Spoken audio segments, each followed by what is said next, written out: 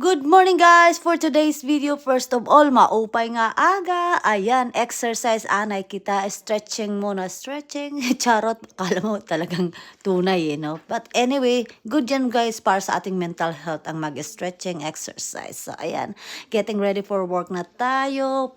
Naligo na tayo kagabi kaya don't me. Tapos lagay tayo ng mata. Kasi bulag tayo pag wala yan.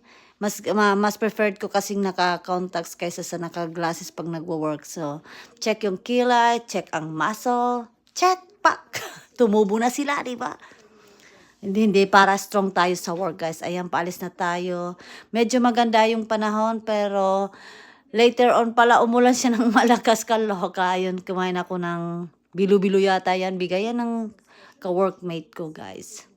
And then, ayan, medyo drama-drama muna tayo dyan kasi yung anak ko magka-college na. First time niyang, it's only like 2.5 hours away pang sa amin. Sa syudad kasi siya mag-aaral. Pero parang ano siya, yung feeling ko ngayon, it's bittersweet. Wow! English yun ah.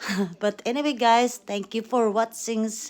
Thank you for watching. So for today's video ko, see you sa next one. Bye!